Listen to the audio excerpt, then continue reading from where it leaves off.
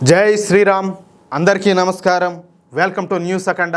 నేను మీ కస్తూరి శ్రీధర్. మిత్రులారా, ఈ న్యూస్ చెప్పుకోబోయే ముందు మనం ఆల్ ఖైదా తీవ్రవాద సంస్థ గురించి మాట్లాడుకోవాలి. ఆల్ ఖైదా అనేది 1980ల చివరిలో ఒసామా బిన్ లాడెన్ అలాగే అబ్దుల్లా ఆజామ్ స్థాపించినటువంటి ఒక అంతర్జాతీయ ఉగ్రవాద సంస్థ. అరబిక్ భాషలో ఆల్ ఖైదా అంటే మూలమని లేదా స్థావరం అని చెప్పేసి అర్థం అనమాట.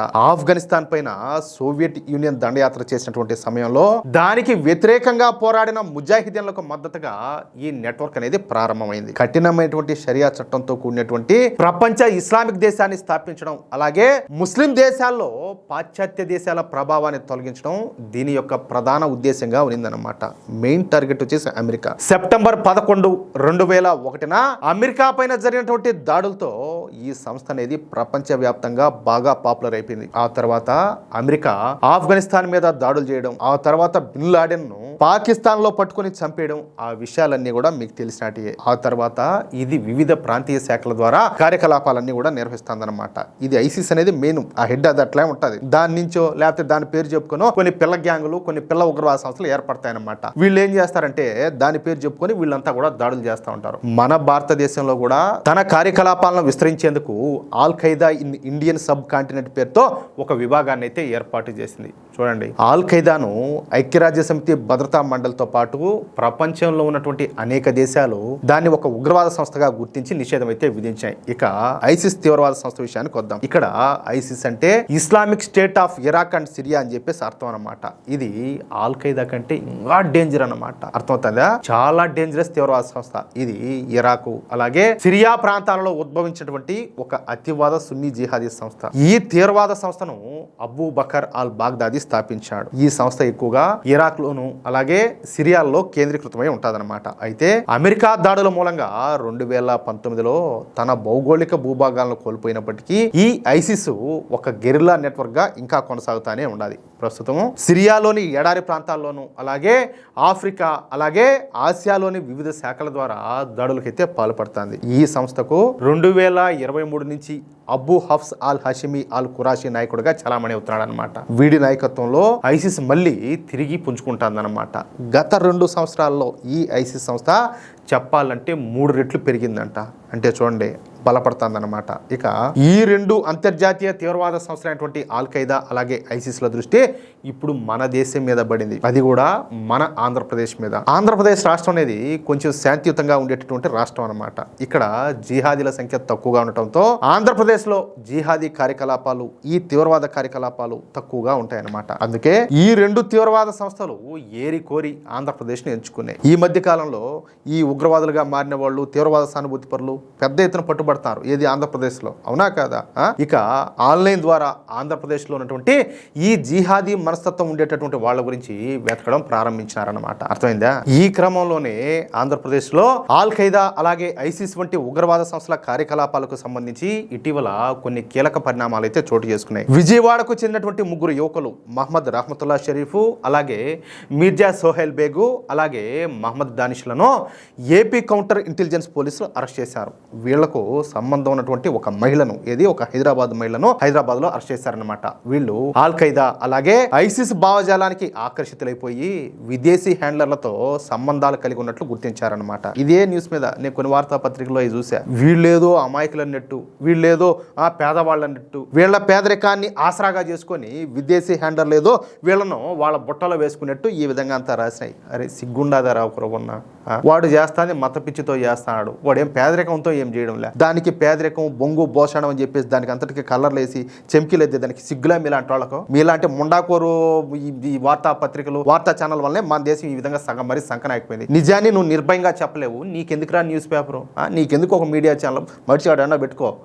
నీకెందుకు అంటాలే? నిజాన్ని నిజంగా నువ్వు రాయలేవు. దాంట్లో నువ్వు మళ్ళా సానుభూతి చూపించడం ఇలాంటి లత్కోర్ ముండా కొడకల మీద సిగ్గులేదా అంటాలే కొంచెం అన్నా? నువ్వు ఇంతకో భారతీయులకు పుట్టినావా లేకపోతే పాకిస్తాన్ పాకిస్తాన్ వాళ్ళకో లేకపోతే బంగ్లాదేశ్ వాళ్ళకో పుట్టారా? ఎవరికి పుట్టారో మీరు అంటాలే, లేకపోతే మీకు వాళ్ళకి ఏమైనా లింకులు ఏమన్నా ఉన్నాయా? ఏడన్నా ఏంది కథ ఏంది? వాళ్ళ మీద జాలి చూపించడం ఏంది అంటున్నా. సరే, ఆల్ మాలిక్ ఇస్లామిక్ యూత్ అనేటటువంటి పేరుతో ఈ నిందితులు విజయవాడలో ఈ పేరుతో ఒక సమూహాన్ని ఏర్పాటు చేసి సోషల్ మీడియా ద్వారా యువతను తీవ్రవాదం వైపు ప్రేరేపించేందుకు ప్రయత్నాలు అయితే చేశారు. వీళ్ళు మన జాతీయ పతాకాన్ని అవమానించడం, అలాగే ఐసిస్ జెండాలను ప్రదర్శించడం, బాంబులను తయారు చేయడం, తుపాకులను సంపాదించడం వంటి చర్యలకు పాల్పడినట్టు విచారణలో అయితే తేలింది. ఈ నెట్వర్క్ కేవలం ఆంధ్రప్రదేశ్కే పరిమితం కాకుండా ఢిల్లీ, బీహారు, తెలంగాణ, కర్ణాటక, అలాగే పశ్చిమ బెంగాల్ వంటి రాష్ట్రాలు కూడా విస్తరించుండదన్నమాట. ఎంత లింకో చూడండి. అంటే ఆడొకటి చాలదా? వీళ్ళు ఏదైనా చేయాలనుకుంటే ఎంత దారుణం జరుగుతుంది దేశంలో. ఇదే విధంగా మొత్తం 12 మంది అనుమానితులను ఈ ఆపరేషన్ లో భాగంగా వివిధ రాష్ట్రాల్లో అదుపులోకైతే తీసుకున్నారు. చెప్పినా కదా, వాళ్ళలో హైదరాబాద్ మహిళలు కూడా ఉండదన్నమాట. పోలీసుల నిఘా నుంచి తప్పించుకోవడానికి వీళ్ళంతా కూడా బిట్ కాయిన్ వంటి క్రిప్టో కరెన్సీలను ఉపయోగించారు. విదేశీ హ్యాండ్లర్లు వీటి ద్వారానే ఈ స్థానిక జిహాదీలకు అందరికి కూడా డబ్బులు అయితే పంపిస్తారంట. అధికారిక బ్యాంకింగ్ వ్యవస్థతో సంబంధం లేకుండా ఏజెంట్ల ద్వారా ఈ డబ్బును ఒక చోటు నుంచి మరో చోటుకైతే చేరవేస్తున్నారనమాట. అంతేకాకుండా సామాజిక సేవ లేదా మతపరమైనటువంటి కార్యక్రమాల పేరుతో సోషల్ మీడియాలో గ్రూపులు క్రియేట్ చేసి సామాన్య ప్రజలందరి దగ్గర నుంచి విరాళాలు సేకరించి వాటిల్ని ఈ విధంగా ఉగ్రవాద కార్యకలాపాలకు మళ్ళిస్తారంట. ఇక వీళ్ళంతా కూడా సాధారణ కాల్స్ కాకుండా సిగ్నల్, టెలిగ్రాము, ఎలిమెంట్, త్రేమ ఇటువంటి యాప్లన్నీ కూడా వాడతారంట. వీటిలో కొన్ని పేర్లు అయితే నాకు కూడా తెలియదు. చూడండి వాళ్ళు ఇంకెట్లా ఉండారో. వాళ్ళంతా కూడా పంచర్లు వేసేవాళ్ళు, ఓలాలో ఊబర్లు తోలుకుండేవాళ్ళు, అంతా కూడా ఇట్టోళ్ళు అనమాట. వాళ్ళు ఇలాంటి యాప్లు వాడతారంట. ఎట్లుండా చూడండి. వీటిలోని మెసేజ్లను పోలీసులు అంత తేలిగ్గా అయితే హ్యాక్ చేయలేరన్నమాట. ఆయుధాల కొనుగోలు, అలాగే బాంబుల తయారీ ఫార్ములాలు, అలాగే శిక్షణ మాన్యువల్స్ కోసం వీళ్ళంతా కూడా డార్క్ వెబ్ అయితే ఉపయోగిస్తున్నారంట. ఈ కేసు ద్వారా తెలియదు ఏంటయ్యా అంటే ఉగ్రవాదులంతా కూడా ఈ యువతతో చాట్ చేయడానికి మల్టీప్లేయర్ గేమింగ్ ప్లాట్ఫామ్లు కూడా వాడతారంట. ఇప్పుడు మీకు ఒక మాట చెప్తా, కొంతమంది ఏదో ఆడుతూ ఉంటారు, పబ్జీ అని పాడు ఇట్లా మాట్లాడుకుంటూ ఆడుతూ ఉంటారు, ఎవరికి అనుమానం రాదు. అవి కూడా వాడి పరదొబ్బుతారు వీళ్ళు.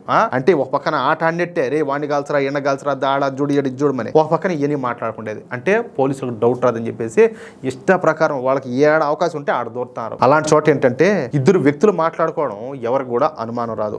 విజయవాడలో దొరికినటువంటి ముఠా కూడా ఇలాంటి సాంకేతిక పరిజ్ఞానం ఉపయోగించి విదేశీ నాయకులతో టచ్ లో ఉన్నట్టు ఏపీ పోలీసులు అయితే గుర్తించారు. ఒకవేళ ఈ జిహాదీ వ్యవస్థను గనక ఏపీ పోలీసులు పట్టుకోకపోయి ఉంటే మన దేశంలో ఈ దరిద్రులందరూ కూడా అనేక బాంబు దాడులు చేసి ఈ దేశాన్ని అంతా కూడా అల్లకల్లోలం చేయాలని చెప్పేసి అనుకున్నారంట. దేవుడి దయ వలన ఈ కుట్రను మన ఆంధ్రప్రదేశ్ పోలీసులు ఛేదించడం మూలంగా ఈ పెను ప్రమాదం అయితే తప్పిపోయింది. లేదంటే మనం తీవ్రమైన దారుణమైన పరిస్థితులను అయితే ఎదుర్కోవాల్సి వచ్చేదన్నమాట. అదే విషయం మిత్రులారా. అంతర్జాతీయ ఉగ్రవాద సంస్థలు మన ప్రశాంతమైనటువంటి ఆంధ్రప్రదేశ్ను ఏ విధంగా టార్గెట్ చేస్తున్నాయో మనమంతా కూడా చూస్తూనే ఉన్నాం. వరుసగా రాయచోటి, విజయనగరం, ధర్మవరం, ఇప్పుడు విజయవాడ, ఒక్క చోట కాదు, ఇలాంటి అన్ని చోట్ల కూడా అంటే ప్రశాంతంగా ఉన్నటువంటి కొన్ని ప్రాంతాల్లో కూడా ఇలాంటివన్నీ కూడా వెలుగు చూస్తున్నాయి అన్నమాట. మన పోలీసులు అప్రమత్తంగా లేకపోయి ఉంటే ఈ పాటికి ఎంతటి ఘోరం జరిగి ఉండేదో ఊహించుకుంటా ఉంటేనే ఊళ్ళు గగురు పొడుస్తుంది. కేవలం ముగ్గురు యువకులే కదా అని చెప్పేసి మనం నిర్లక్ష్యం అయితే చేయకూడదు. ఆ ముగ్గురు వెనక ఉన్నది వేల కోట్ల నెట్వర్క్ అని చెప్పేసి మనం అందరం కూడా గుర్తించుకోవాలి. మన దేశ రక్షణ అనేది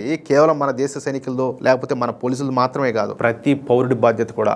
మీ చుట్టుపక్కల ఎవరైనా అనుమానాస్పదంగా కనిపిస్తే వెంటనే అధికారులకైతే సమాచారం అందించండి. మిత్రులారా, ఈ అంశం పైన మీ అభిప్రాయం ఏంటి? మన పోలీసులు చేసినటువంటి ఈ సాహసోపేతమైన ఆపరేషన్ పైన మీ స్పందనను కింద కామెంట్ రూపంలో తెలియజేయండి. దేశ భద్రతకు సంబంధించినటువంటి ముఖ్యమైన సమాచారాన్ని మీ మిత్రులకు అలాగే మీ బంధువులకు ఇప్పుడే షేర్ చేసి వాళ్ళందరినీ కూడా అప్రమత్తం చేయండి. ఇలాంటి మరిన్ని వాస్తవాలు, నికార్సైనటువంటి విశ్లేషణల కోసం మన న్యూస్ అఖండ ఛానల్ని ఇప్పుడే సబ్స్క్రైబ్ చేసుకోండి.